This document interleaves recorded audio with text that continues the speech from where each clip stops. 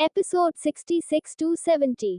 वह लड़की देखने में जितनी खूबसूरत थी, उतना ही प्यारा उसके साथ का वह छोटा बच्चा था, जो कि अपनी टिमटिमाते हुई आंखों से चारों तरफ देख रहा था।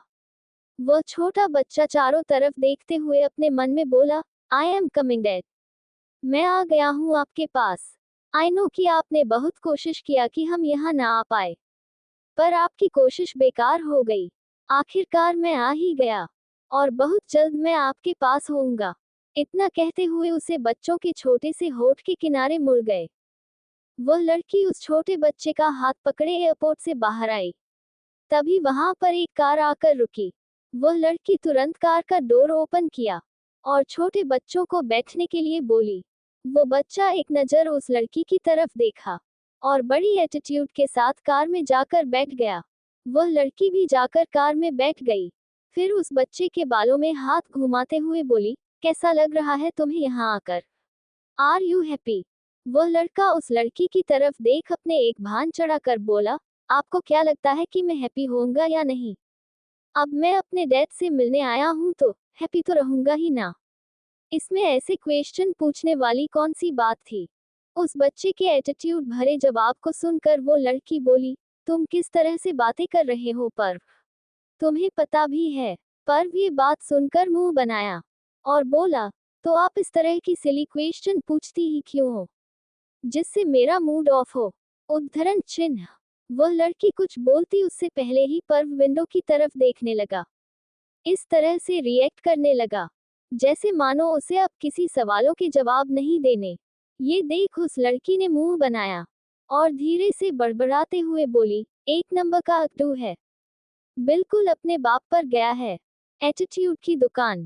ड्राइवर कार को स्पीड में आगे बढ़ा रहा था। अचानक उस लड़की का फोन बजने लगा। उसने अपने पर्स से फोन निकाला और कॉल पिक किया। दूसरी तरफ से कुछ कहा गया, जिसे सुनकर लड़की बोली, हम लोग आ गए हैं और हम तुम्हारे घर आ रहे हैं। ये सुनकर दूसरी तरफ से फिर कुछ कहा गया, जैसे सुनकर लड़की बोली, ठीक है तुम भी आ जाना टाइम से, क्योंकि मेरा बेटा तुम्हें मिलने के लिए बहुत बेकरार है। इतना कहकर उस लड़की ने कॉल कट कर दिया। फिर एक नजर वहीं पास में बैठे हैं पर्व की तरफ देखा, जो कि अभी भी विंडो के बाहर की तरफ देख रहा था। वो अपने दोनों हाथों को क्रॉस करके बैठा हुआ था। इस समय वो बहुत ही क्यूट लग रहा था, पर रियल में वो क्यूट था या नहीं, ये तो वो लड़की ही जानती थी। कुछ देर बाद एक बिल्डिंग के सामने ड्राइवर ने कार रोकी। वो लड़की कार से बाहर आए और उसने बिल्डिंग की तरफ देखा। दूसरी साइड से पर्व भी बाहर निकाला और उस लड़की के पास आकर खड़ा हो गया। उस लड़की ने पर्व का हाथ पकड़ा और बोली, चलो इसी बिल्डिंग में तुम्हारे डैड का अपार्टमेंट है। उद्धरण चिन्ह। पर्व एक नजर गौर से उस लंबी ऊंची बिल्डिंग की तरफ देखा और फिर उस लड़की के साथ बिल्डिंग की तरफ चला गया। थोड़ी देर बाद वह लड़की 10th फ्लोर पर बने एक अपार्टमेंट के बाहर खड़ी थी। उसने अपनी नजरें घुमाई तो उसे वही डोरमेट के नीचे रूम की दिखी। वह उसकी को ले ली और डोर को ओपन की। पर्व रूम में आकर सब कुछ चेक करने लगा। उसकी नजर सबसे पहले सामने टीवी कैबिनेट के पास रखे एक फोटो फ्रेम पर गई, जिसमें पर्व की ही फोटो थी। पर्व वह देख मुस्कुराया और बोला, वाह डैड, मतलब आप भी मुझे मिस करते हो। Not bad. उद्धरण चिन्ह। ये कहते हुए वह मुस्कुरा दिया। वो लड़की अपने साथ लाए बैग को एक रूम में रखी और फिर होने के लिए चली गई। वही पर्व जाकर सोफे पर बड़ी आराम से बैठ गया। अपना फोन लेकर उसमें कुछ सर्च करने लगा। उसे देखकर कहीं से भी नहीं लग रहा था कि वो अभी 4 साल का बच्चा है। उसकी हरकतें तो किसी बड़े लड़के की तरह थी। वही दूसरी तरफ हॉस्पिटल में डॉक्टर आरजू को चेक करके नर्स की तरफ देखते हुए बोले, मिसेज रावत के लिए जल्दी से लिक्विड फूड लेकर आओ। नर्स तुरंत ही वहां से चली गई। फिर डॉक्टर यक्षांश की तरफ देखा, जो कि उन्हें देख रहा था। डॉक्टर यक्षांश की तरफ देखते हुए बोले, मिस्टर रावत, अभी कुछ दिनों तक आपकी वाइफ को लिक्विड फूड ही खाना होगा, और अगर यह प्रॉपर डाइट लेती हैं और सब कुछ ठीक रहा तो जल्दी इन्हें डिस्चार्ज कर दिया जाएगा। उद्धरण चिन्ह। यक्षांश ने ये सुना तो बिना कुछ बोले बस हमें सिर हिला दिया। डॉक्टर वहां से चले गए। कुछ देर में नर्स अपने हाथ में एक बोल लिए वार्ड में आई। और फिर आरजू की तरफ देखते हुए बोली, मैडम यह आपका सूप ये वेजिटेबल सूप है, आपके लिए बहुत ही हेल्दी है। इतना कहते हुए वो नर्स साइड टेबल पर सूप को रखी और फिर धीरे धीरे आरजू को उठाकर बिठा दी। फिर जैसे ही वो पिलाने वाली थी कि यक्षांश तुरंत बोला, आप जाए, मैं अपनी वाइफ की केयर कर लूंगा। पर आरजू तो बिल्कुल हैरान रह गई। उसे यकीन ही नहीं हो रहा था कि यक्षांश ने ये सब कहा है। वो हैरानी से उसकी तरफ देख रही थी। तभी यक्षांश आगे बढ़ा और जैसे हो बॉल उठाने वाला था कि आरजू ने धीरे से अपने हाथ को आगे बढ़कर उसे रोकते हुए इशारे में बोलने लगी, आप रहने दीजिए, आप परेशान मत होइए। यक्षांश आरजू के इशारे का मतलब समझ गया, पर वह बिना कुछ बोले उसे घूर कर देखा और अपने भारी आवाज में बोला, तुम मुझे बताओगे कि मुझे क्या करना है? मेरा जो मन करेगा मैं वह करूंगा। इट्स माई डिसीजन और मेरी डिसीजन को कोई भी नहीं बदल सकता। यक्षांश की तेज आवाज सुनकर आरजू डर गई और वो चुपचाप से अपनी नजरें नीचे किए बैठी रही। वहीं एक साइड खड़ा अभिनव ये सब कुछ देख रहा था। वह अपने मन में बोला, अभी तो बड़ा फ्लर्ट कर रहा था और अब देखो कैसे तंग कर रहा है मेरी बहन को। हिम्मत भी कैसे हुई मेरी बहन से इस तरह से बात करने की। कितना ड्रामेबाज है ये लड़का। तभी यक्षांश ने सूप का बाउल उठा लिया। उसकी नजर अभिनव पर गई तो वह उसकी तरफ घूर के देखते हुए बोला, अब क्या यही रहने का इरादा है? तू जा, मैं अपनी वाइफ की केयर कर लूंगा ना। तू जाकर अपना काम कर और हाँ फिर रेडी होकर ऑफिस चला जा। अभिनव ने जब सुना तो वह तुरंत बोल, हाँ तो तू भी तो चलेगा ना मेरे साथ? चल तू भी मेरे साथ रेडी होने, फिर दोनों साथ में ऑफिस चलेंगे।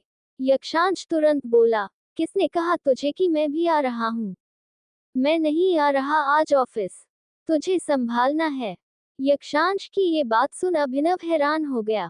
उसका मुंह तो खुला का खुला रह गया। वह हैरानी से यक्षांश की तरफ देखते हुए बोला, क्या कहा तूने? तू ऑफिस नहीं आ रहा है? मैंने सही सुना या फिर मेरे कान बज रहे हैं? यक्षांश उसकी बातों पर उसे घूर कर देख रहा था। अभिनव मुस्कुराते हुए बोला, अच्छा अच्छा ठीक है, मैं जाता हूँ। तू तब तक मेरी स्लीपिंग ब्यूटी का ख्याल रखना, उसे कुछ नहीं होना चाहिए। उद्धरण चिन्ह। अभिनव की बात सुनकर यक्षांश ने उसे घूर कर देखा तो अभिनव उसे इग्नोर कर आरजू की तरफ देखते हुए बोला, स्लीपिंग ब्यूटी मैं थोड़ी देर में शाम तक आऊंगा, तब तक तुम अच्छे से रहना। अगर मेरा दोस्त तुम्हें परेशान करे ना तो तुम इसकी बातों पर ध्यान मत देना, क्योंकि यह ना थोड़ा सा दिमाग से कमजोर है। ये कहते हुए अभिनव एक नजर यक्षांश की तरफ देखा और मुस्कुरा दिया। वही यक्षांश उसे खो जाने वाली नजरों से घर रहा था। वो जैसे ही गुस्से में खड़े होने वाला था, अभिनव जल्दी से आरजू को बाय करते हुए वर्ड से बाहर चला गया। वही यक्षांश उसे जाते देख अपने मन में बोला, मैं तुझे दिमाग से कमजोर लगता हूँ तो शाम को आखिर में तुझे बताता हूँ कि कौन कमजोर है और कौन नहीं। आरजू ये सब देख मुस्कुरा रही थी। तभी यक्षांश ने उसकी तरफ देखा और बोला, इस तरह से मुस्कुरा क्यों रही हो? तुम्हारा भाई मुझे सुनाकर गया है तो तुम्हें हंसी आ रही है। आरजू जल्दी जल्दी अपने सर को ना में हिलाने लगी तो यक्षांश बोला, मुझे अच्छे से पता है तुम्हें मजा आ रहा है ना। ये सब देखकर चलो, अभी तुम ठीक नहीं हो वरना मैं तुम्हें अच्छे से बताता। उद्धरण चिन्ह। इतना कहते हुए नैपकिन को उठाकर आरजू के गले के पास लगाया और फिर सूप के बाउल को अपने हाथ में लिया। वो पिलाने वाला था कि आरजू जो फिर से मना करने लगी कि नहीं रहने दीजिए, मैं पी लूंगी। ये बातें आरजू इशारे में कह रही थी तो यक्षांश बोला, मैंने अभी तुमसे कहा ना कि तुम मुझे नहीं बताओगे मुझे क्या करना है। आरजू भी ये सुनकर एक बार फिर से डर गई और चुपचाप बैठी रही। यक्षांश भी अपने हाथों से उसे सूप पिलाने लगा थी। वह पूर्वी नहीं थी, क्योंकि वो आरजू के कुछ कपड़े लेने के लिए और खुद भी फ्रेश होने के लिए अपार्टमेंट गई थी। यक्षांश ने बड़े ही प्यार से आरजू को अपने हाथों से सूप पिलाया। आरजू बस चुपचाप बैठी हुई थी। उसकी नजरें नीचे थी। उसकी हिम्मत नहीं थी कि वो यक्षांश की तरफ देखे, जबकि यक्षांश तो बस एकटक उसे ही देखे जा रहा था। वह आरजू की तरफ देखते हुए अपने मन में बोला, एक बार वाइफी तुम ठीक हो जाओ, उसके बाद जितने सेवा तुम मुझसे ले रही हो ना, वह सबका मैं बदला लूंगा। कोट। ये सब मन में बोलते हुए यक्षांश मुस्कुरा रहा था। तभी आरजू को सूप पिलाते हुए ही यक्षांश की नजरें अचानक से आरजू के होठों पर ठहर गए, जहां पर सूप लगा हुआ था और आरजू अपने जीभ से उसे लिक कर रही थी। ये देखकर यक्षांश का गला सूखने लगा। उसका मन किया कि वह अभी आरजू को पकड़कर किस कर ले, क्योंकि उसके होंठ देखकर आज यक्षांश बेचैन हो उठा था और आरजू की हरकतें तो उसे और भी ज्यादा बेताब कर रहे थे। वही इन सब चीजों से अनजान आरजू आराम से अपने होठों को लिक किया और वो यक्षांश की तरफ देखने लगी। यक्षांश जिसके हाथ में अभी भी सूप का बोल था और उसमें अभी भी थोड़ा सूप बचा हुए था, फिर भी यक्षांश चुपचाप बैठा हुआ था। वह कुछ रिएक्ट नहीं कर पा रहा था। ये देखकर आरजू से देखने लगी और सोचने लगी कि इन्हें क्या हुआ कि मुझे पिला क्यों नहीं रहे। यक्षांश तो अब आरजू के होठों में खो गया था, जिस कारण वह आरजू को सूप पिलाना ही भूल गया और आरजू बस उसके सूप पिलाने का इंतजार कर रही थी कि वह कब सूप पिलाएगा। तभी अचानक आरजू ने अपना हाथ यक्षांश की तरफ बढ़ाया और यक्षांश के हाथ पर रखा तो यक्षांश हड़बड़ा गया। उसकी तरफ देखते हुए बोला, क्या हुआ? आरजू सूप की तरफ इशारा कर इशारे में बोली, आप मुझे पिलाएंगे नहीं क्या? यक्षांश को अब समझ आया कि वह तो आरजू के होठों को देखने में कहीं खो गया था। ये भी भूल गया था कि उसे अभी आरजू को सूप पिलाना है। वह बस अपना सिर हिलाया और बोला, मैं अभी तुम्हें पिलाता हूँ। इतना कहते हुए वह आरजू को सूप पिलाने लगा, लेकिन आरजू जो अभी भी उसी तरह बार बार अपने टंग से सूप को लिक कर रही थी, जिससे अब यक्षांश बेचैन हो रहा था। कुछ देर में यक्षांश ने आरजू को पूरा सूप पिला दिया। फिर आरजू जैसे ही पानी पीने वाले थी, यक्षांश ने एकदम से उसके हाथ से पानी का गिलास लिया और उसे अपने हाथों से पिलाने लगा। ये देखकर तो आरजू हैरान थी, पर वह कुछ कह नहीं पाया, क्योंकि उसे पता था कि यक्षांश उसकी हेल्प कर रहा है। तभी यक्षांश ने एकदम से ग्लास को एक साइड रखा और बिना वक्त गवाए आरजू के होठों से अपने होंठ जोड़ लिए। आरजू ये देख बिल्कुल शॉक्ड हो गई। यक्षांश के ऐसा करने की उसने कभी उम्मीद नहीं किया था। वही यक्षांश उसकी हैरानी को पूरी तरह से इग्नोर कर उसके होठों पर छोटा सा किस किया और बोला, दोबारा ऐसे मत करना। आरजू को तो समझ ही नहीं आया कि यक्षांश ऐसा क्यों कह रहा है। उसने आखिर ऐसा क्या कर दिया। वही यक्षांश धीरे से अपने अंगूठे से उसकी होठों पर रब किया और बोला, इन्हें लिक करने का हक सिर्फ मेरा है। इतना कहते हुए एक बार फिर से आरजू के चेहरे की तरफ झुका और अपने टंग से उसके होठों पर हल्का सा लिक किया और तुरंत मुस्कुराते हुए उससे दूर हो गया। आरजू आंखें फाड़े बस यक्षांश को देखे जा रही थी। उसे तो यकीन ही नहीं हो रहा था कि अभी अभी यक्षांश ने उसे किस किया है। यक्षांश उसे देख हल्का मुस्कुराया। उसे इस वक्त आरजू की हालत पर हंसी भी आ रही थी, क्योंकि आरजू एकदम सॉफ्ट पोजीशन में बैठी हुई थी। वह ना ही कुछ रिएक्ट कर रही थी और ना ही हिल डुल रही थी। ये देखकर यक्षांश को हंसी भी आ रही थी और अच्छा भी लग रहा था। फिर वह धीरे से आरजू के हाथ पर अपना हाथ रखा, जिससे आरजू तुरंत अपने सेंस में वापस आए और वो कभी यक्षांश की तरफ देखती तो कभी अपने हाथ की तरफ, जिस पर यक्षांश ने अपने हाथ रखे थे। वह धीरे से अपने हाथ को पीछे लेने लगी तो यक्षांश उसकी कलाई पर अपना दबाव बना दिया। ये देख आरजू एक नजर यक्षांश की तरफ देख अपनी नजरें नीचे झुका ली। यक्षांश उसे देखकर उसके हथेली पर अपने अंगूठे से रब करते हुए बोला, मुझसे दूर क्यों भाग रही हो बीवी? तुम पर मेरा पूरा हक बनता है। और अगर तुम ये सोच रही हो कि अभी अभी मैंने ये क्या किया, तो मैं तुम्हें बता दूं, मैंने वही किया है जो मेरा मन किया। ये सब बोलते हुए यक्षांश आरजू की तरफ झुके जा रहा था। वही आरजू धीरे धीरे पीछे की तरफ झुक रही थी। उसे ऐसे अपनी तरफ झुकते देखकर यक्षांश को बड़ा मजा आ रहा था। वह समझ गया था कि आरजू इस वक्त बहुत घबराई हुई है। उसके साथ ही साथ आरजू की दिल की धड़कन भी इतनी तेज चल रही थी कि जिसे यक्षांश भी साफ सुन पा रहा था। यक्षांश को आरजू को ऐसे परेशान करने में बड़ा मजा आ रहा था। वो एकदम आरजू के चेहरे की तरह झुक गया और उसकी आंखों में देखते हुए बोला, तुम मुझे खुद की तरफ अट्रैक्ट कर रही हो। यह मुझे सेड्यूस करने का तुम्हारा तरीका है, राइट? आरजू तो एक बार फिर से चौंक गई। वह अपने मन में बोली, मैंने इन्हें कब सेड्यूस किया? मैं कब इन्हें अपनी तरफ अट्रैक्ट कर रही हूँ? कुछ भी बोले जा रहे हैं ये। मैं तो इनसे इतनी डरती हूँ, तो भला मैं क्यों सेड्यूस करूंगी?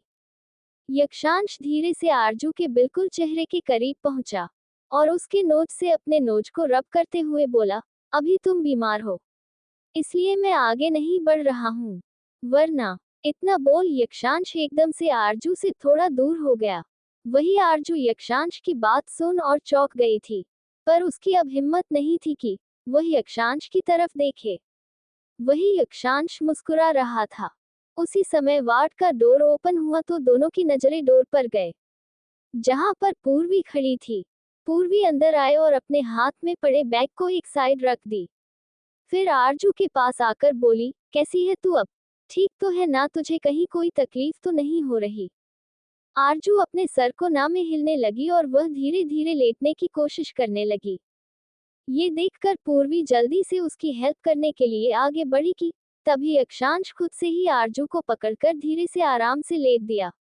पूर्वी ये देखकर यक्षांश को घूरी, पर वह कुछ बोली नहीं। उसे यक्षांश पर गुस्सा तो बहुत था, पर अभी यक्षांश को इस तरह से आरजू की केयर करते देख उसे कहीं ना कहीं अच्छा भी लग रहा था। लेकिन इसके साथ ही साथ उसे ये भी डर था कि कहीं यह आदमी फिर से उसकी फ्रेंड को मीठे मीठे सपने दिखाकर उसे दूर न चला जाए। इसलिए वह नहीं चाहती थी कि यक्षांश आरजू के पास रहे। वही यक्षांश आरजू को अच्छे से लेटा कर उसके बालों में हाथ फेरते हुए बोला, बीवी अब तुम थोड़ा आराम कर लो। आरजू कुछ नहीं बोली और तुरंत अपनी आंखें बंद कर ली। ये देख यक्षांश को हंसी आ गई, क्योंकि इस समय आरजू किसी छोटे बच्चों की तरह रिएक्ट कर रही थी। वही पूर्वी भी हैरान थी कि यक्षांश के एक बार बोलते ही आरजू ने तुरंत आंखें कैसे बंद कर लिया, पर वो कुछ बोली नहीं। यक्षांश कुछ देर तक आरजू को देखा और अपने होठों पर मीठी सी मुस्कुराहट लिए चुपचाप वार्ड से बाहर चला गया। बाहर आकर वो फोन मिलाने लगा। वो तुरंत कॉल पिक किया।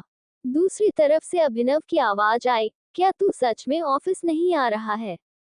यक्षांश ये सुनकर बोला, नहीं, कुछ इम्पोर्टेंट है क्या? अगर नहीं है तो तू हैंडल कर ले। अगर कोई बहुत अर्जेंट होगा तो ही मुझे बताना। अभिनव यक्षांश की बात सुनकर बोला, नहीं, अभी तो कोई इम्पोर्टेंट नहीं है, लेकिन मुझे जाना है। आज मुझे जल्दी घर जाना है। यक्षांश ये सुनकर बोला, वह साले तुझे कौन से घर जाना है? आएगा तो तू यही ना अपनी भाभी से मिलने। अभिनव ये सुनकर एक पल के लिए चौंक गया, क्योंकि अभी तक उसने कभी भी आरजू को भाभी ने कहा था। वो तुरंत बोला, कौन भाभी? यक्षांश से ये सुनकर थोड़ी भारी आवाज में बोला, मैं अपनी वाइफ की बात कर रहा हूँ। आरजू अक्षांश रावत, वह तेरी भाभी हुई ना? अभिनव ये सुनकर तुरंत बोला, अरे नहीं, वह तो मेरी स्लीपिंग ब्यूटी। वो इतना ही बोल पाया था कि अचानक से अभिनव चुप हो गया, क्योंकि कहीं ना कहीं उसे एहसास हो गया था कि यक्षांश का पारा हाई हो चुका है। वो तुरंत अपने मिस्टेक को सुधारते हुए बोला, अरे मेरे कहने का मतलब है कि मैं उसे भाभी नहीं बुलाऊंगा, क्योंकि मैं तो आरजू को अपनी बहन मानता हूँ। अभिनव की बात सुनकर अच्छा है, जिसके भवे चढ़ चुके थे और चेहरा सर्द हो गया था, वह धीरे धीरे नॉर्मल होने लगा। वो नॉर्मल आवाज में बोला, ठीक है, तो बता, तुझे ही आना है तो फिर किस बात की जल्दी है? ऑफिस वर्क कंप्लीट होने के बाद यहाँ आना। तब तक मैं हूँ अपनी वाइफ की केयर करने के लिए। अभिनव उसकी बात सुन बिल्कुल शांत हो गया। अभिनव यक्षांश के कॉल कट करने से पहले ही बोला, वो आ गया है और मुझे उससे मिलने जाना है। तुझे तो पता है ना, जब तक मैं उससे मिलने नहीं जाऊंगा वो बहुत परेशान करेगा। यक्षांश ने जब सुना तो एक पल के लिए चुप रहा, फिर बोला, अच्छा क्या हुआ है? अभिनव तुरंत बोला, पर वो अकेला नहीं आया, उसके साथ माया भी है। यक्षांश ने ये सुना तो कुछ पल चुप रहा और फिर बोला, ठीक है, तब चला जा। तभी अभिनव बोला, अगर वह तेरे बारे में पूछा तो मैं क्या जवाब दूंगा? यक्षांश अभिनव की बात सुनकर कुछ देर चुप रह बोला, कह देना कि मैं बाद में उससे मिलने आऊंगा, अभी मैं बहुत बिजी हूँ। अभिनव ने ओके बोलकर कॉल कट कर दिया। वही यक्षांश कॉल कट होने के बाद कुछ सेकंड तक अपनी जगह पर खड़े होकर कुछ सोचने लग गया। इस वक्त उसके चेहरे पर कोई भाव नहीं थे। वो वहीं खड़े होकर कुछ सोचते हुए बोला, पर्व यहाँ आया है तो उसकी सिक्योरिटी का इंतजाम करना होगा। इतना कहते हुए उसने तुरंत फोन निकाल कर किसी को कॉल किया। दूसरी तरफ से कॉल पिक होने के बाद यक्षांश ने कुछ देर तक कुछ इंस्ट्रक्शन दिया और फिर कॉल कट कर दिया। अचानक ही यक्षांश की आंखों के सामने आरजू का चेहरा आ गया। आरजू के चेहरे को याद कर यक्षांश के होठों पर एक बार फिर से मीठी मुस्कुराहट आ गई। वह इस मुस्कुराहट के साथ खुद से बोला, बीवी तुम्हें परेशान करने में मुझे बहुत मजा आता है। और जब तुम परेशान होती हो ना तो तुम्हारा चेहरा बिल्कुल लाल हो जाता है, जिसे देख मैं पागल हो जाता हूँ। ये कहते हुए यक्षांश मुस्कुरा रहा था और फिर वो अपने कदम आरजू के वर्ड की तरफ बढ़ा दिया। वहीं दूसरी तरफ अनामिका रावत मेंशन में थी। उन्हें भी पता चल चुका था कि आज यक्षांश ऑफिस नहीं गया है, क्योंकि उन्हें एक आदमी ने कॉल करके सब कुछ बता दिया था। अनामिका रावत को ये बात अच्छी तो नहीं लगी, लेकिन वह ये भी जानती थी कि अभी यक्षांश क्यों ऑफिस नहीं गया है। इसलिए उन्होंने ज्यादा कुछ रिएक्ट नहीं किया और अपने कुछ आदमियों से ऑफिस के वक्त को हैंडल करने का ऑर्डर दे दिया। मुझे बैठी हुई थी कि इस समय रीना जी और अनामिका रावत की तरफ देखते हुए बोले, मम्मी जी आज आप घर पर हो, आप आज ऑफिस नहीं गए। अनामिका रावत जो कि अपने मोबाइल में कुछ सर्च कर रही थी, वह रीना जी की आवाज सुनकर बोली, क्यों तुम्हें अच्छा नहीं लगा मेरा घर पर होना, या फिर तुम कुछ और सोच रही थी? रीना जी सुनकर थोड़ा हड़बड़ा गई और फिर तुरंत बोली, नहीं ऐसा कुछ नहीं है, मैं तो बस ऐसे ही पूछ रही थी, क्योंकि आप तो ऑफिस जाती हो ना। अनामिका रावत रीना जी की तरफ देखते हुए बोली, मैं पहले जाती थी जब मैं ऑफिस को हैंडल करती थी, लेकिन अब मेरा पोता ऑफिस को हैंडल करता है, इसलिए मुझे अब जाने की कोई जरूरत नहीं। रीना जी यह सुनकर मैं बहुत गुस्सा आया, पर फिर वह तुरंत बोली, लेकिन मम्मी जी मैंने सुना है आज आपका पोता ऑफिस नहीं गया है। शायद वो उस लड़की के साथ कहीं गया है या फिर उसकी देखभाल कर रहा है, इसीलिए तो वह ऑफिस नहीं गया। आपको नहीं लगता मम्मी जी कि उसे थोड़ा सबक सिखाना चाहिए? उसे कुछ ज्यादा ही छूट दे दिया है आपने, और वह शायद कुछ ज्यादा ही उड़ने लगा है। रीना जी की बात सुनकर अनामिका जी उन्हें घूर कर देखी और फिर बोले, तुम मुझे सिखाओगी कि मुझे क्या करना है? और वह मेरा पोता है, अगर उसे घमंड हो रहा है, वह उड़ रहा है तो तुम्हें उससे क्या प्रॉब्लम है? क्योंकि उसे घमंड देने वाली मैं ही हूँ, और वैसे भी यह सारा अंपार उसी का तो है। फिर अगर वह इसमें से कुछ खर्च कर देगा या एक दो दिन ऑफिस नहीं भी जाएगा तो इसमें क्या बुराई है? मुझे तो नहीं लगता कि कुछ भी गलत है, तो बेहतर यही होगा कि तुम अपने बेटे पर ध्यान दो, मेरे पोते पर नहीं। उसके लिए मैं हूँ। रीना जी को तो अनामिका जी पर इस वक्त बहुत ही ज्यादा गुस्सा आ रहा था। वह ये सोच कर आई थी कि वह यक्षांश के खिलाफ अनामिका जी को भड़काएंगी, जिससे अनामिका जी गुस्सा होकर यक्षांश को ऑफिस से निकाल देंगे। पर यहाँ तो उल्टा वो उन पर ही बरस पड़ी।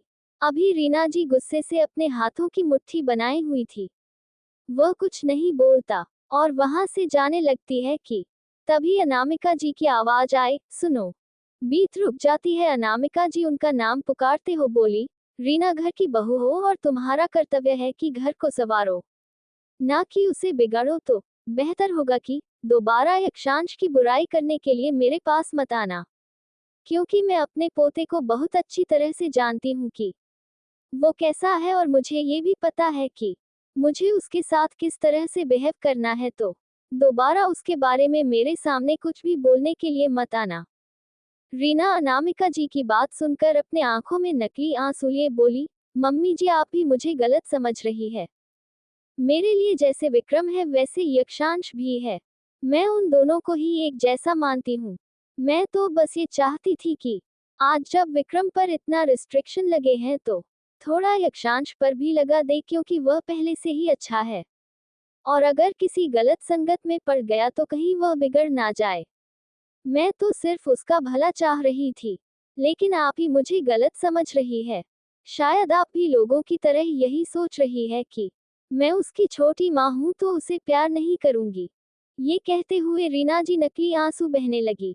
अनामिका जी अपनी आंखें छोटी कर रीना जी को बोल रही थी, क्योंकि वो अच्छे से जानती थी कि रीना जी के आंसू नकली है, और उन्हें ये भी पता था कि रीना जी कितना यक्षांश से नफरत करती हैं। इसलिए वह कुछ नहीं बोलता और अपने फोन को स्क्रॉल करने लग जाती हैं। वो इस तरह से रिएक्ट करती है कि जैसे वहां रीना जी है ही नहीं। वही रीना जी जब अपने नजर ऊपर उठाकर देखी तो उन्हें और भी ज्यादा गुस्सा आ गया, क्योंकि अनामिका जी उसे पूरी तरह से इग्नोर कर दी थी और अपना काम कर रही थी। ये बातें रीना जी को बर्दाश्त नहीं हुई। वो गुस्से में पर पटकते हुए रूम से बाहर चली गई। उनके जाते ही अनामिका जी बोली, इसीलिए कहती हूँ यक्षांश की बाहर के दुश्मनों के बजाय घर के दुश्मनों को पहले ध्यान दें। शाम के समय में अभिनव ऑफिस से बाहर आया और अपने घर में बैठकर तेजी शिकार को आगे बढ़ा दिया। करीब 25 मिनट बाद उसने अपनी कार को एक बड़ी सी बिल्डिंग के सामने आकर रोका। वो कार का डोर ओपन किया, बाहर आया, फिर बैक सीट का डोर ओपन कर उसमें से एक पैकेट निकला। उसे अपने हाथों में लेते हुए बोला, चलो कम से कम ये देखेगा तो खुश हो जाएगा और उसकी नाराजगी भी थोड़ी दूर हो जाएगी। ये तो मुझे यक्षांश ने अच्छा आइडिया बता दिया, इससे पर्व उससे नाराज भी नहीं होगा। ये कहते हुए अभिनव अपने हाथ में पकड़े पैकेट को लिए तुरंत तेज कदमों के साथ उस बिल्डिंग की तरफ चला गया। अभिनव अपार्टमेंट के पास पहुंचकर डोर बेल बजाया। तब रूम का डोर ओपन हुआ। सामने खड़ी लड़की अभिनव को देखकर एकदम से उसके गले लग गई। उससे बड़े ही प्यार से बोली, वह अभिनव कैसे हो तुम? अभिनव भी अपने एक हाथ से लड़की को पकड़ लिया और मुस्कुराते बोला, मैं अच्छा हूँ, तुम बताओ तुम कैसी हो माया? माया अभिनव से दूर हुई और हंसते हुए बोली, अच्छी हूँ। तभी पर्व वहां आया और अभिनव की तरफ देखा। अभिनव तुरंत अपने दोनों भाई फैला दिया। वह तुरंत ही अभिनव को गले लगा लिया। पर्व अभिनव के गले लगे हुए हैं, किसी को इधर उधर ढूंढ रहा था। उसकी नजरें बड़े बेताबी से किसी को ढूंढ रहे थे, लेकिन जब उसे कोई और नजर नहीं आया तो वो अभिनव से पूछा, आप अकेले आए हो? अभिनव उसके चेहरे को पकड़ कर बोला, क्यों, तुम मुझसे मिलकर कोई खुश नहीं हुई? अगर नहीं हुई तो फिर ठीक है, मैं जा रहा हूँ। लेकिन तभी पर्व अभिनव का हाथ पकड़ लिया और बोला, आप इतने दिनों बाद मुझसे मिले हो और आप इस तरह से जा रहे हो? अभिनव अपने बेटे की प्यारी सी आवाज से मुस्कुराया और बोला, मैं तो नहीं जाना चाहता, पर शायद मेरा बेटा ही मुझे नहीं मिलना चाहता, इसीलिए मैं उदास हो गया था, इसलिए मैं जा रहा था। पर्व मुस्कुरा कर बोला, ऐसा बिल्कुल भी नहीं है डैडा, मैं आपसे मिलने के लिए तो इतनी दूर से आया हूँ। अभिनव ये सुनकर प्यार से अपने बेटे के गाल पर किस कर बोला, और आपके डैड भी आपसे मिलकर बहुत खुश हुए, लेकिन आप इस तरह से अचानक क्यों चले आए? आपके डैडा ने मना किया था ना कि आप ऐसे मत आना। पर्व गुस्से से मुंह फुला लिया और अपने हाथ दोनों हाथों को क्रॉस करके खड़ा हो गया और दूसरी तरफ चेहरा करते हुए बोला, अच्छा तो ठीक है, आपको अपने बेटे के यहाँ आने से प्रॉब्लम है तो मैं चला जाता हूँ। आप मेरी टिकट करा दीजिए, मैं आज ही यहाँ से चला जाऊंगा। अभिनव पर्व को इस तरह से मुंह फुलाए देख मुस्कुराया और उसे अपनी तरफ खींचकर बोला, तुम अभी भी नहीं बदले ना? पर्व छोटी छोटी बात में मुंह फुला लेते हो। अब क्या अपने डैडा से नाराज रहोगे? उनसे बात नहीं करोगे? पर्व वह बच्चों की तरह ना में अपनी गर्दन हिलाया और बोला, नहीं, मैं डैडा से नाराज हूँ। ये देखकर अभिनव को हंसी आ गई। वह माया की तरफ देखा तो माया बोली, ये हमेशा का यही है इसका, ये किसी की नहीं सुनता, बिल्कुल तुम पर गया है। अभिनव ये सुनकर हंसा और बोला, बेटा मेरा है तो मेरे पर ही जाएगा ना? इतना कहते हुए अभिनव तुरंत अपने बेटे को गोद में उठा लिया। पर्व तुरंत प्यार से अपने डैडा के गाल पर किस कर दिया, फिर बड़ी सी स्माइल के साथ बोला, I miss you so much dada. Abhinav भी उसके गाल पर किस किया और बोला, आई मिस यू टू बच्चा। थोड़ी देर बाद वह सभी सोफे पर बैठे हुए थे और अभिनव अपने साथ लिए पैकेट को पर्व की तरफ बढ़ाते हुए बोला, ये लो तुम्हारे लिए। जैसे ही अभिनव उस पैकेट को ओपन किया तो उसकी आंखों में चमक आ गया।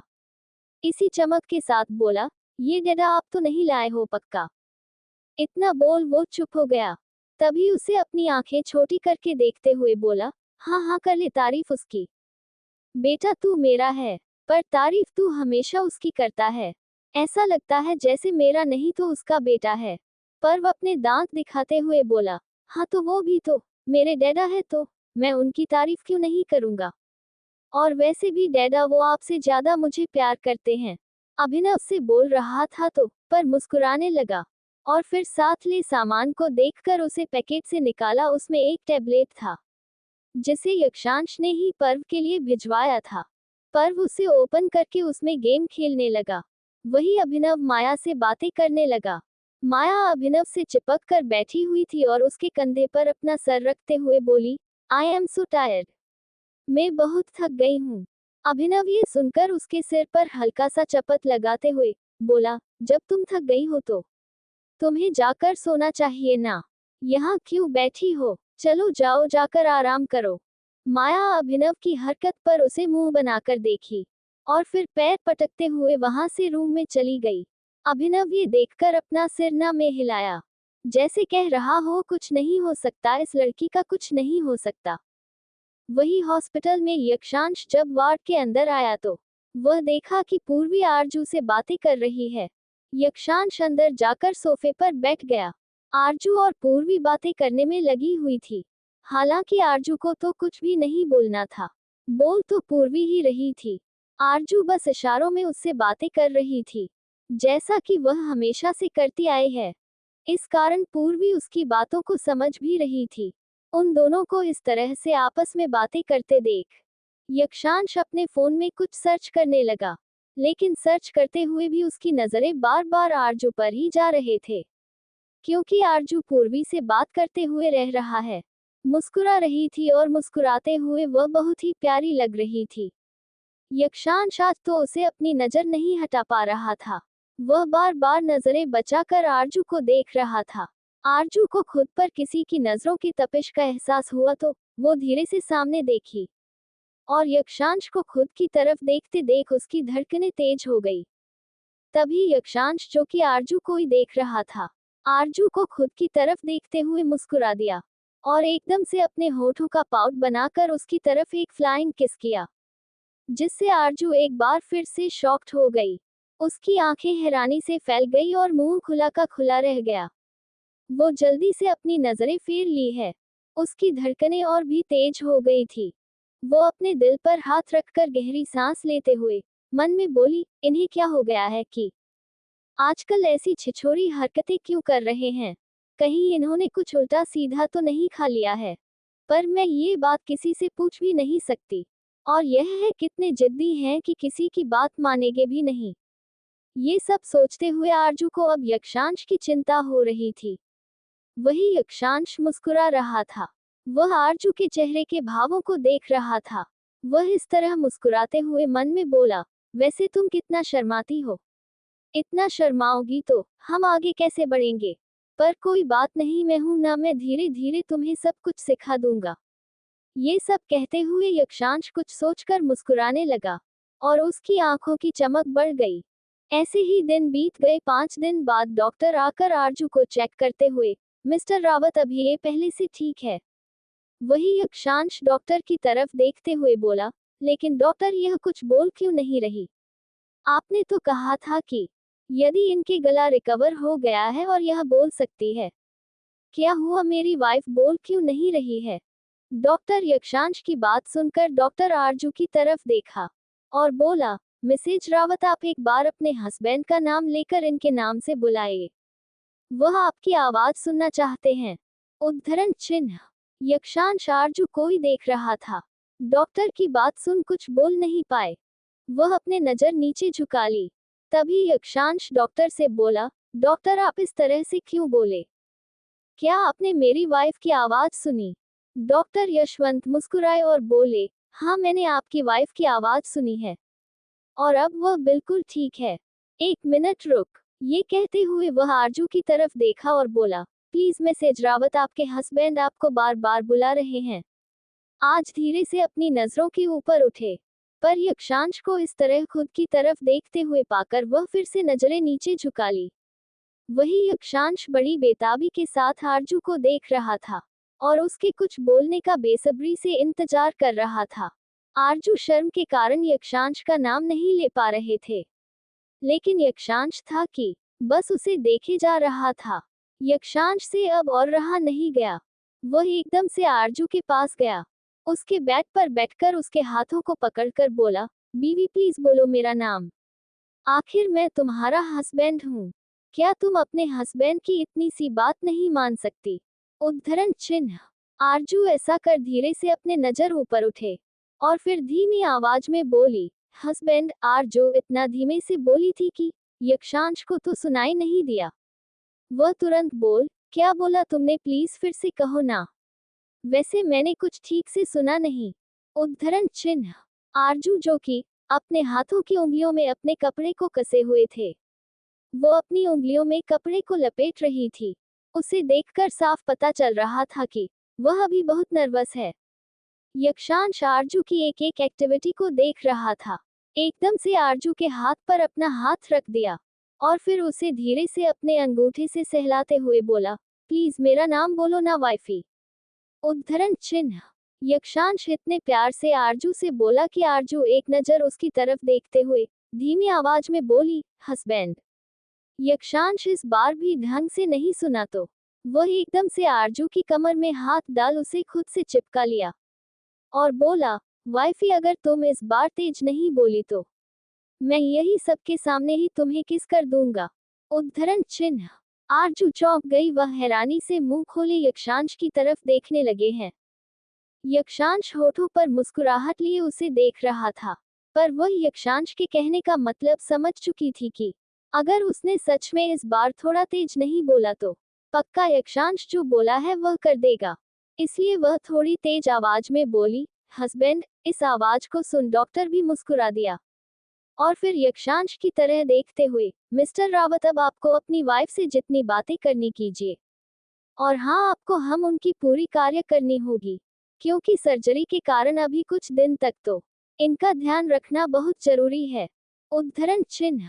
यक्षांश बस अपने पाल के झपका दिया, फिर डॉक्टर वहां से चले गए। डॉक्टर के जाने के बाद अब यक्षांश फिर से आरजू को अपनी तरफ खींचा और बोला, मैंने तुम्हें अपना नाम बोलने के लिए कहा था, हस्बैंड बोलने के लिए नहीं। मेरा नाम क्या हस्बैंड है? आरजू बड़ी मासूमियत के साथ अपना सिर हिला दी। ये देख यक्षांश उसकी हंसी आ गई। वह अपने फिंगर से उसके नोज पर टैप करते हुए बोला, चालाक लड़की। आरजू धीरे से अपने नोज को सहलाई और यक्षांश की तरफ देख हल्का सा मुस्कुरा दी। ये देखकर यक्षांश बोला, वाइफी तुम इस तरह से मुस्कुराया ना करो, कहीं मेरा दिल बेईमान ना हो जाए। कोट। आरजू यक्षांश की यह सब बातें सुनकर शर्मा भी रही थी और उसे मन ही मन बहुत अच्छा भी लग रहा था।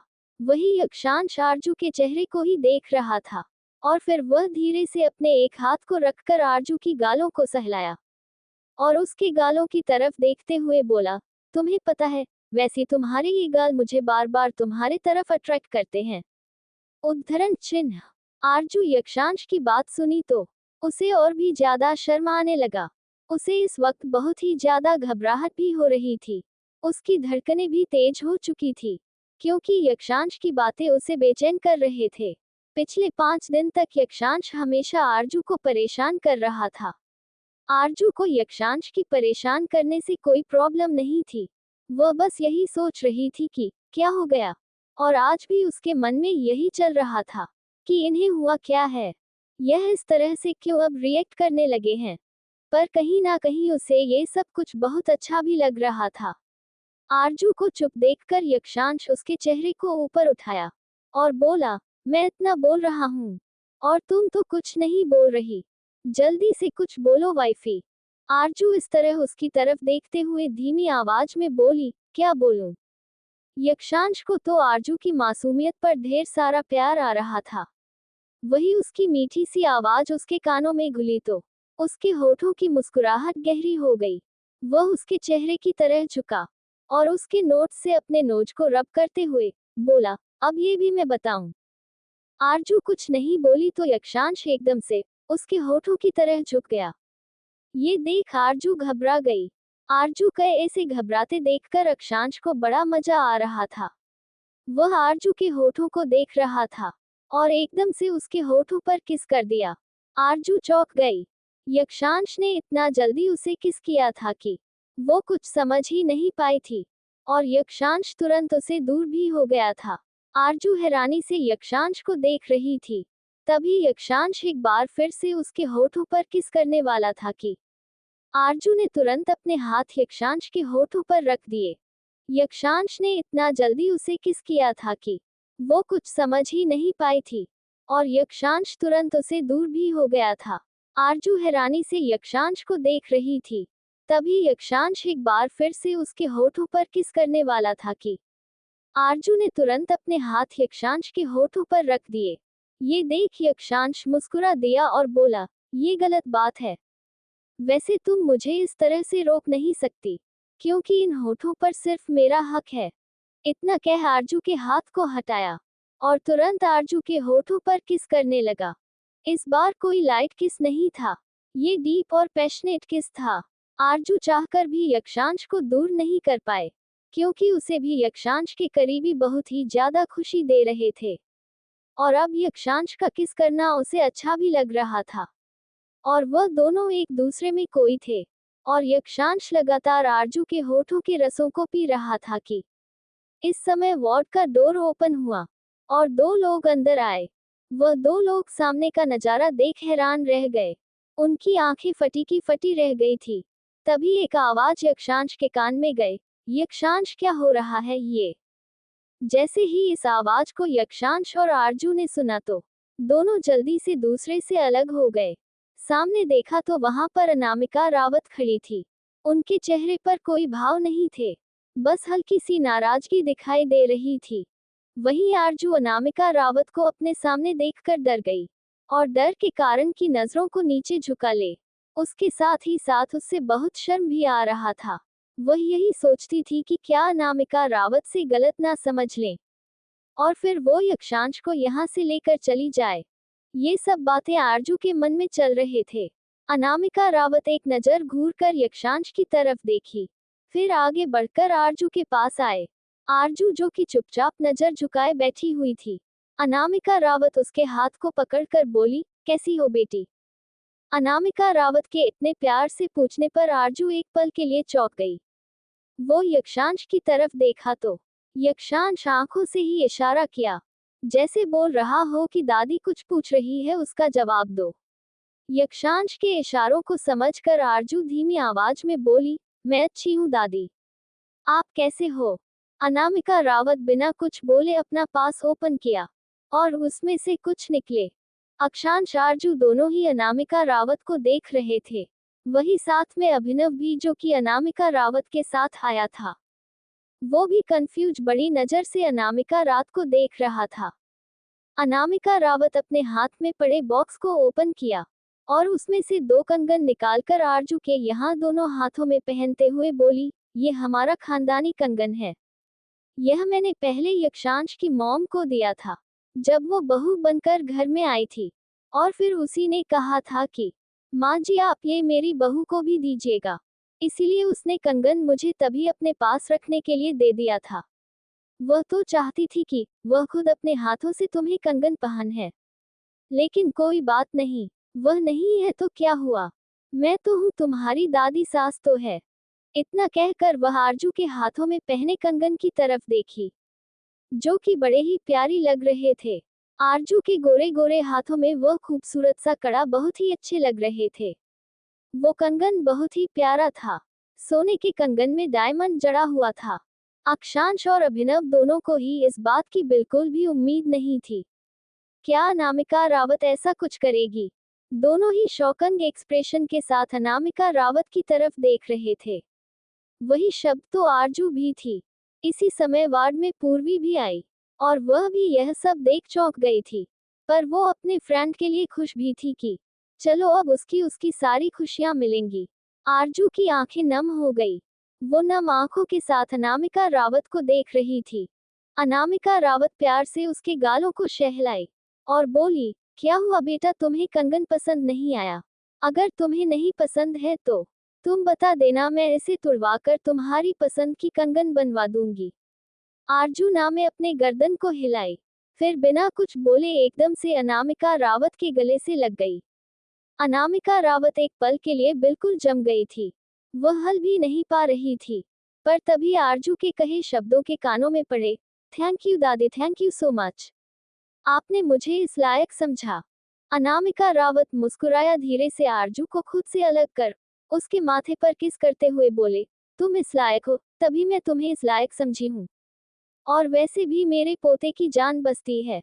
तुमने देखा था मैंने किस तरह से वह तुम्हें चोट लगने पर बेचैन हो गया था। और उसे पार्टी को छोड़कर वह तुम्हें लेकर अपने साथ आ गया। आरजू एक नजर यक्षांश की तरफ देखी और फिर शर्मा के नीचे नजरें झुका दे।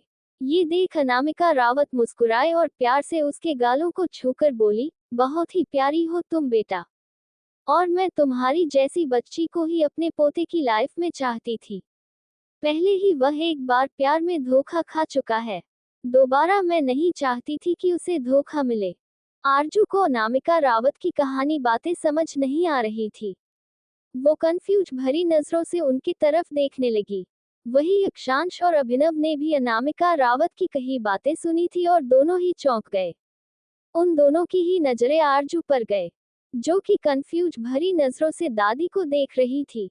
दादी उसके आगे कुछ बोलती उससे पहले ही यक्षांश दादी के पास आकर बैठ गया और बोला, दादी यह क्या है यार, जब चाहे तो उसे इमोशनल बातें किए जा रहे हो। इससे बुढ़े वाली फीलिंग आ रही है। यक्षांश की बात सुनकर अनामिका रावत बोली, अरे तो मैं बुढ़ी हूं तो वही उसी तरह बातें करूंगी ना।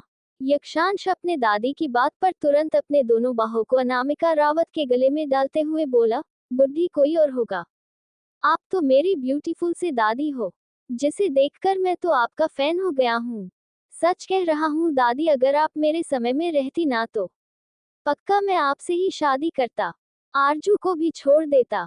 पर क्या करूं, आपने पहले ही अपने लिए किसी को चुन लिया था। दादी हल्का मुस्कुरा दी और यक्षांश के गाल पर हल्का सा चपत लगाते हुए बोली, बदमाश तुझे शर्म आती है, तू कैसे कैसे बातें कर रहा है। वो तो अच्छा है कि तेरे दादाजी नहीं है, अगर वो इस दुनिया में होते तो तेरे कान पड़कर अपने छड़ी से मार मार के तुझे लाल कर देते। यक्षांश ये सुनकर मुंह बना लिया। वही आरजू मुस्कुराने लगी। इसके साथ ही साथ अभिनव और पूर्वी भी हंस रहे थे। तभी अभिनव अनामिका रावत के पास आए और बोला, दादी सही कह रहे हो, इसको लाल अभी भी किया जा सकता है। आप चाहो तो आप इसे मार मार कर लाल कर सकते हो, ऐसे भी ये बहुत तंग करता है। यक्षांश घुरकर अभिनव को देख रहा था। वही बाकी सब हंस रहे थे। फिर यक्षांश की नजर आरजू पर गई। वह उसे मुस्कुराते हुए देखकर घूरने लगा और अपने मन में बोला, अच्छा वाइफी, बहुत हंसी आ रही है ना तुम्हें। तुम्हें रात में बताता हूँ। यक्षांश के चेहरे की एक्सप्रेशन को देख आरजू समझ गए कि अक्षांश सब उसे नहीं छोड़ने वाला और घबराहट से अपने सिर को नीचे झुका ली। वही दूसरी तरफ एक लड़की जल्दी जल्दी मार्केट से सामान अपने दोनों हाथों में लिए चलकर जा रही थी। उसकी हालत कुछ ठीक नहीं लग रहे थे।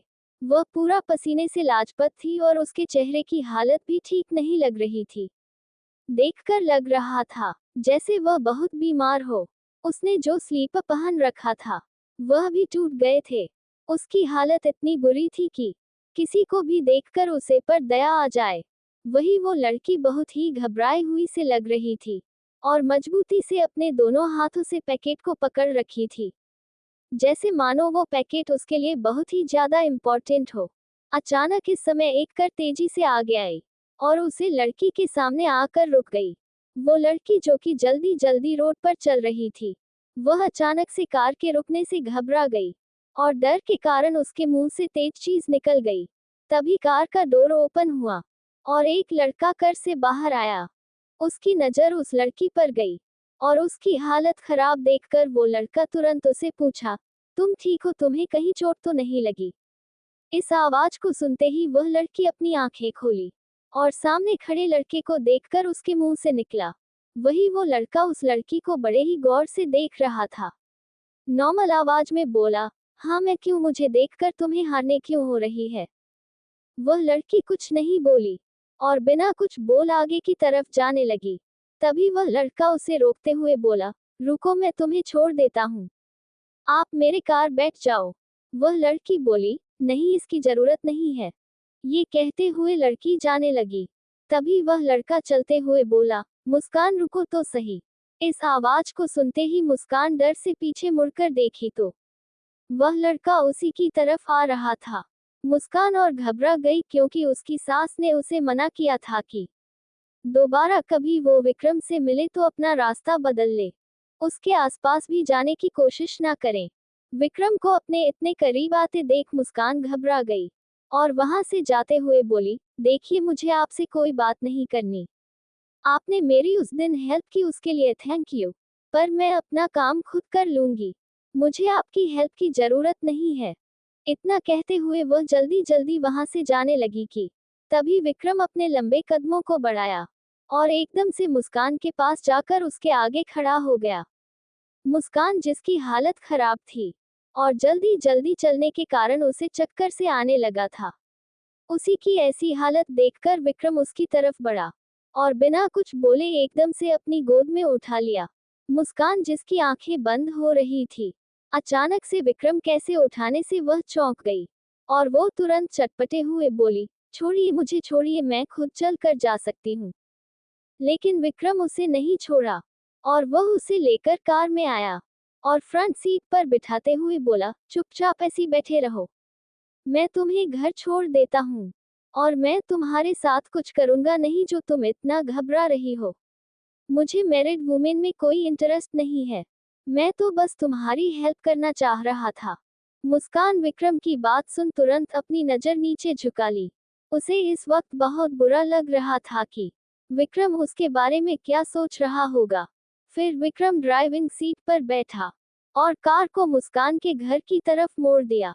मुस्कान इस वक्त बहुत देरी हुई थी, वो नहीं चाहती थी कि उसकी सास उसे विक्रम के साथ देखें, इसलिए जैसे उसका घर आने वाला था, कुछ दूर पहले ही वह विक्रम से बोली, प्लीज आप गाड़ी ही रोक दीजिए। विक्रम मुस्कान के ऐसे बोलने पर उसकी तरफ अपनी आंखें छोटी करके घर का देखा तो मुस्कान अपनी नजरें नीचे झुकाए धीमी आवाज में बोली, प्लीज वरना मुझे घर पर बहुत डांट पड़ेगी। विक्रम मुस्कान की हालत देखकर समझ गया, उसके ससुराल वाले उसे बहुत टॉर्चर करते हैं, इसलिए वह कुछ भी बहस किए बिना कार वहीं रोक दिया। फिर मुस्कान जल्दी से दोनों हाथों में पैकेट पड़े बाहर आए। फिर वहां से जाने से पहले विक्रम की तरफ देखते हुए बोली, थैंक यू मेरी हेल्प के लिए। इतना कहकर वह तुरंत वहां से अपने घर की तरफ मुड़ गई। विक्रम मुस्कान को जाते हुए देख रहा था। वो उसकी तरफ देखते हुए अपने मन में बोला, क्यों मैं तुम्हारे दुख को देख नहीं पाता? क्यों मैं जब तुम्हें तकलीफ में देखता हूँ तो खुद को तुम्हारी हेल्प करने से रोक नहीं पाता? ये सब क्या है? क्यों हो रहा है मेरे साथ यह सब? क्या ये सही है या गलत? मुझे कुछ समझ नहीं आ रहा। विक्रम के मन में ये सब कुछ चल रहे थे। वो कुछ सेकंड तक वही कार रोके खड़ा रहा, जब तक मुस्कान चलकर अपने घर के अंदर नहीं चली गई। फिर जब मुस्कान घर के अंदर चली गई तो विक्रम कार को टर्न किया और वहां से अपने ऑफिस के लिए निकल गया। लेकिन वो दोनों इस बात से अनजान थे कि किसी की तीखी नजरें उन दोनों पर ही बनी हुई है। कोई था जो चुपके से उन दोनों की साथ में फोटो क्लिक कर लिया था और वो शख्स अपने फोन में फोटो को देखते हुए मुस्कुराकर बोला, ओ विक्रम रावत को अब दूसरी कोई मिल गई है। ये कहते हुए उस आदमी के होठों पर एक खतरनाक स्माइल आ गए। अनामिका रावत के जाने के बाद अभिनव भी उनके साथ चला गया था। पूर्वी भी अभी वार्ड में आई थी। अभी वार्ड में सिर्फ अकेले आरजू थी। वो बेड पर लेटी हुई थी और उसे उसकी नजरें बार बार अपने हाथ में पहने उन कंगन पर ही था जिसे अनामिका रावत ने पहनाया था। उन कंगन को देखकर आरजू के होठों पर स्माइल आ रही थी। उसे ये सब कुछ बहुत अच्छा लग रहा था कि आखिरकार उसकी शादी को सबने एक्सेप्ट कर लिया है। उसे जिस बात का डर था, आज वो डर खत्म हो गया था। वो बस अपनी आंखों में चमक लिए कंगन की तरह देखे जा रही थी। तभी अचानक ही वार्ड का डोर ओपन हुआ और यक्षांश अंदर आया। डोर ओपन होने की आवाज सुनकर आरजू सामने देखती है तो यक्षांश खड़ा था। यक्षांश को देख आरजू की दिल की धड़कन बढ़ गई और वो जल्दी से अपनी नजर यक्षांश पर से हटा ली। ये देखकर यक्षांश के होठों पर तिरछी स्माइल आ गए। वो इस स्माइल के साथ आरजू की तरफ अपने कदम बढ़ा दिया। यक्षांश, जिसने अपने कदम आरजू की तरफ बढ़ाता आरजू की दिल की धड़कनें उतनी ही तेज होती जाती। यक्षांश कुछ ही सेकंड में आरजू की बिल्कुल करीब पहुंच गया और वो आरजू की तरफ झुककर बोला, क्या हुआ वाइफी, अब मेरी तरफ देखकर हंसोगी नहीं? ऐसे तो तुम बहुत हंस रही थी। तुम्हारी हंसी अचानक से इतनी जल्दी गायब क्यों हो गई? यक्षांश की बात सुन आरजू, जिसकी दिल की धड़कनें पहले से ही बढ़ी थी, वो और भी तेजी से चलने लगी, पर वो कुछ बोल नहीं पाई। वो अभी भी नजरें नीचे झुकाए हुई थी। अक्षांश और आरजू की बिल्कुल नीचे झुक गया और उसके चेहरे की तरफ देखते हुए बोला, क्या हुआ वाइफी, अब कुछ बोलोगी नहीं? बोलो ना यार, तुम्हारा आवाज सुनने के लिए मैं बेताब हूँ। आरजू इस बार भी कुछ नहीं बोली। ये देखकर यक्षांश को हंसी भी आ रही थी और उसे चिढ़ाने में मजा भी। वो उसके और करीब झुक गया तो आरजू की धड़कनें और तेज हो गई, यहाँ तक कि उसका चेहरा भी अब रेड होने लगा था। ये देखकर तो अक्षांश को मन ही मन खुश हो रहा था कि आरजू पर उसके इतने इफेक्ट पड़ रहे हैं, वो भी इतनी दूर रहने पर है। वो उसकी गालों पर अपने एक फिंगर से टैप करते हुए बोला, ये क्या वाइफी, मेरे बस हल्का सा करीब आने पर ही तुम्हारी ये हालत है। जब मैं पूरी तरह से तुम्हारे करीब आऊंगा तब तुम क्या करोगी? तो आरजू एक नजर उसकी तरफ देखती और फिर तुरंत नजरें नीचे झुका ली। वो तो अच्छा था कि यक्षांश की नजरें उसकी होठों पर ठहरे हुए थे। वो यक्षांश की नजरों को खुद के होठों पर महसूस कर वो और भी ज्यादा घबराने लगी थी, यहाँ तक कि अब तो उसके होंठ भी कांप रहे थे। यक्षांश ये देख एकदम से आरजू की तरह झुका और अपने होठों से आरजू के होठों को छू लिए। आरजू ने जैसे ये महसूस तो उसकी आंखें हैरानी बड़ी हो गई और उसकी पकड़ बेडशीट पर कस गई। यक्षांश तुरंत ही आरजू के होठों से दूर हुआ और बोला, अभी तुम हॉस्पिटल में हो तो इसलिए बच गई हो, पर कल जब यहाँ से तुम्हें डिस्चार्ज मिल जाएगा तब मैं तुम्हें नहीं छोड़ने वाला। यक्षांश की ये बातें सुनकर आरजू तो पूरी शर्म से पानी पानी हो गई थी। उसने धीरे से करवट बदल कर अपना चेहरा दूसरी तरफ फेर लिया। ये देख यक्षांश मुस्कुराने लगा, पर तभी अक्षांश की नजरें आरजू की गोरी पीठ पर गई, जिसे देखकर यक्षांश का गला सूखने लगा था। वो अपने सलाइवा को गटकते हुए खुद से बोला, कंट्रोल कर कंट्रोल। वो तेरी ही बीवी है, जो चाहे तू उसके साथ वो कर सकता है, लेकिन अभी नहीं, अभी वो बीमार है। एक बार जब ठीक हो जाए फिर तू अपने मन की पूरी कर लेना। ये सब सोचते हुए अक्षांश अपने सर को झटका और जल्दी से आरजू से दूर हो गया। आरजू, जिसने अपने चेहरे को दूसरी तरफ घूम लिया था, जब उसे महसूस हुआ कि यक्षांश उसके बेड पर से दूर हो गया है तो वो धीरे से सीधी मुड़ी और अक्षांश सोफे पर जाकर बैठा हुआ था। वो मैं फोन कुछ स्क्रॉल कर रहा था। ये देखकर आरजू खुद से बोली, क्या हुआ, ये अचानक से ऐसे क्यों चले गए? क्या कोई बात हो गई? क्या ये मुझसे नाराज तो नहीं हो गए? आरजू भी इतनी भोली थी कि वो अक्षांश की थोड़ी सी नाराजगी फिर से उसे बर्दाश्त नहीं होती थी। आखिर होती भी क्यों ना, शादी के बाद अब जाकर अक्षांश उसके करीब आने लगा था, उसकी केयर करने लगा था। आरजू तो उम्मीद ही छोड़ चुकी थी। उसे तो लगा था कि शायद यक्षांश उसे कभी नहीं अपनाएगा, लेकिन यक्षांश का इस तरह से उसे अपनाना, उसे प्यार करना, ये सब कुछ उसके लिए किसी सपने की तरह था। इस कारण से डर था कि कह उसने अपनी आंखें खोली और उसका सपना ना टूट जाए, पर उसे नहीं पता था कि अक्षांश उसे बहुत पहले से चाहता था।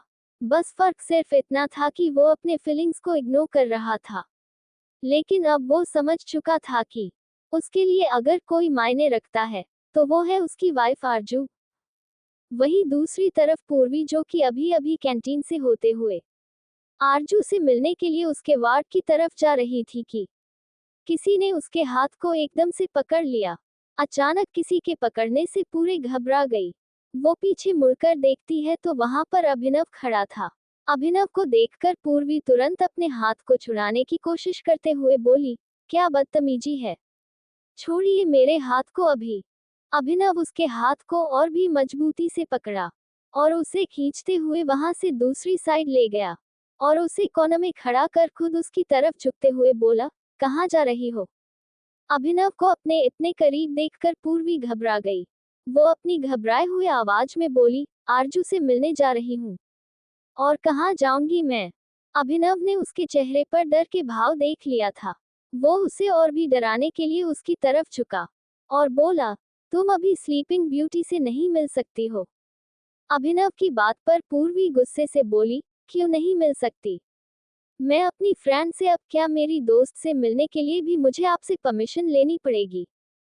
तो अभिनव उसे घूरते हुए बोला, मेरी तो नहीं लेकिन मेरे फ्रेंड की जरूर परमिशन लेनी पड़ेगी। तो पूर्वी को गुस्सा आ गया। वो एकदम से अभिनव को दूर धकेलते हुए बोली, नहीं लेती मैं आपकी फ्रेंड से परमिशन, आपकी फ्रेंड से ज्यादा मैं अपनी फ्रेंड का ख्याल रखती हूँ। आरजू के लिए मैं सबसे पहले आती हूँ, ना कि आपका दोस्त। ये कहते हुए वो जाने लगी कि एक बार फिर से अभिनव पीछे से उसकी कलाई को पकड़ लिया और एक झटके में उसे अपनी तरफ खींच लिया। अभिनव की अचानक ऐसे खींचने से पूर्वी सीधे उसके सीने से जा लगी। वो हैरान थी। वही एक पल के लिए अभिनव भी अपनी जगह पर फ्रिज हो गया था। उसे पूर्वी की करीबी एक अलग ही एहसास दिला रही थी। वही हाल पूर्वी का भी था। अभिनव के नजदीक जाने पर उसके चेहरे पर डर के भाव आ गए थे। वो जल्दी से खुद को छुड़ाने लगी और बोली, छोड़िए, आप इस तरह से मेरे साथ जबरदस्ती नहीं कर सकते।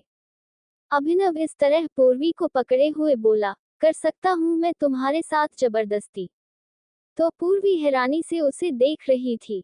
तभी अभिनव फिर से बोला, क्योंकि अभी मेरा फ्रेंड अपनी वाइफ से के साथ क्वालिटी टाइम स्पेंड कर रहा है और मैं नहीं चाहता कि उसकी स्पेशल मोमेंट में कोई दखलंदाजी करे। कोई भी नहीं, मतलब कि तुम भी नहीं। पूर्वी छुड़ाने की कोशिश करते हुए बोली, आपका फ्रेंड इतना भी इम्पोर्टेंट नहीं है। मेरे फ्रेंड के लिए मैंने पहले कहा था, आरजू के लिए मैं इम्पोर्टेंट हूँ। आप किसी दोस्त की बात कर रहे हैं। आपके दोस्त ने तो मेरी आरजू के साथ क्या कुछ नहीं किया।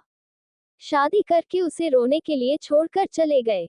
यहाँ तक कि वो तो एंगेजमेंट भी कर रहे थे। वो तो एंड मोमेंट पर अगर आरजू नहीं पहुंचती तो शायद उनकी एंगेजमेंट भी हो जाती। और आज आपको इस दोस्त की पड़ी हुई है। ये कहते हुए पूर्वी हंसने लगी, जैसे मानो वो अभिनव का मजाक बना रही हो। अभिनव को पूर्वी का इस तरह से हंसना बर्दाश्त नहीं हुआ, तो वो उसके कमर में हाथ डाल मजबूती से अपनी तरफ खींचा और बोला, तुम इस तरह से मुझ पर नहीं हंस सकती। और हाँ, मेरे फ्रेंड का मजाक मत बनाना। मेरे लिए वो बहुत इम्पोर्टेंट है। पूर्वी अभी भी हंसते हुए बोली, हाँ तो अपने दोस्त को लेकर जाए ना। क्यों मेरी आरजू की लाइफ बर्बाद कर रहा है? जाए जाकर अपनी, उसका क्या नाम है? हाँ, याद आया, माहिरा के साथ रहे। वो उसके लिए बिल्कुल परफेक्ट है। और आप मेरा रास्ता छोड़िए। ये कहते हुए अपना एक हाथ छुड़वाया, पर तभी अभिनव अपने दूसरे हाथ से उसके हाथ को पकड़कर फिर से लगा दिया और एक झटके मुझे अपनी तरफ खींचते हुए बोला, लगता है तुम्हें सीधे से कोई बात समझ नहीं आती। पूर्वी अभी भी छटपटा रही थी और खुद को छुड़ाने की कोशिश कर रही थी। ये देखकर अभिनव ने उसे वॉल से लगाया और बिना वक्त लगाए तुरंत उसके होठों को अपने होठों के बीच दबोच लिया और बड़े ही फोर्सफुली उसके होठों पर किस करने लगा। पूर्वी तो अभिनव की अचानक ऐसा करने से बिल्कुल हैरान थी। वही अभिनव तो पूर्वी के होठों पर दबाव बनाते हुए बड़े ही फोर्सली उसके होठों पर किस कर रहा था। अभी अभिनव पूर्वी के होठों पर किस कर रहा था कि अचानक ही उसका फोन बजने लगा। अभिनव, जो कि पूर्वी की होठों में खो गया था, उसे पूर्वी की होंठ बहुत ही फैमिलियर लग रहे थे, पर फोन की रिंग करने से पूर्वी अभिनव को दूर धकेलना लगी और अभिनव अभी भी कसकर उसे पकड़े हुआ था। लेकिन अभिनव का भी ध्यान फोन रिंग पर गया, तो वो धीरे से पूर्वी के होठों को छोड़ दिया, लेकिन वो अभी भी उसने पूर्वी का हाथ को पकड़ रखा था। वो इस तरह पूर्वी की तरफ देखते हुए ही अपने दूसरे हाथ से पैंट के पॉकेट में डाल फोन निकाला और बिना नंबर देख कॉल पिक कर लिया। जल्दबाजी में फोन स्पीकर पर चला गया। वही दूसरी तरफ से पर्व की प्यारी सी आवाज आई, डैडा आप कहाँ हो? क्या आज आप मुझसे मिलने नहीं आओगे? हम कब से आपका वेट कर रहे हैं। अभी पर्व कुछ बोलता उससे पहले ही फोन के दूसरी तरफ से माया की भी आवाज आने लगी, पर्व क्या कर रहे हो आप? अपने डैडा को परेशान मत करो। डैडा जब फ्री होंगे तो आ जाएंगे। ये सारी आवाज बिल्कुल साफ क्लियर सुनाई दे रही थी। जिसे सुनकर पूर्वी का दिल भरी सा हो गया। अचानक उसे याद आया कि कैसे अभिनव ने अभी अभी उसे किस किया था।